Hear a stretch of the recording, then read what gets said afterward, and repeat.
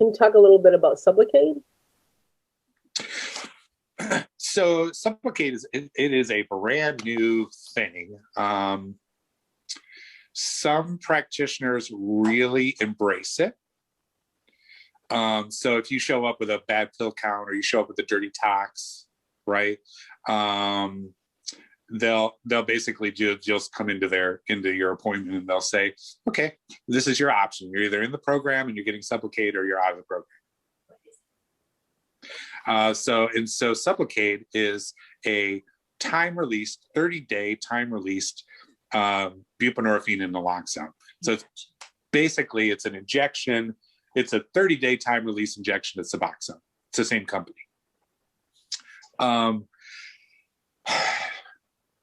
I have mixed feelings on this.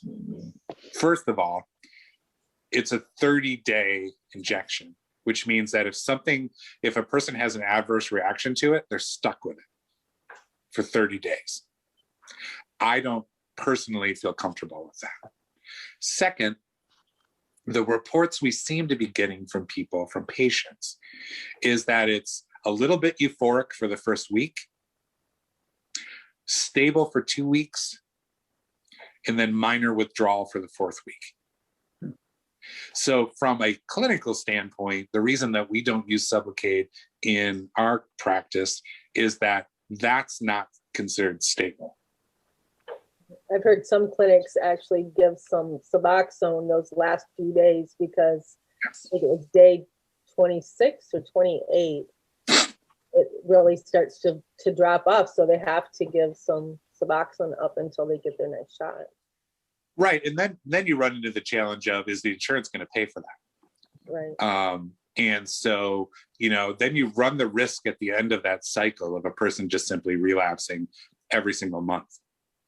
So, and then of course there's the warning, the black box warning type warning on that says, hey, one of the potential side effects of this is death. And I don't really want to have someone come into my clinic, get a shot and die. Right. Yeah. I also heard that you are providing MAT for people who are in our local jail, for people who are already in your program if they go to jail. We haven't had we have a pretty good relationship with Kalkaska County Sheriff's Office. We haven't had an opportunity to actually do that yet. Okay, but they're willing to do that. They're willing to do that. They've met with us. They're willing to do that.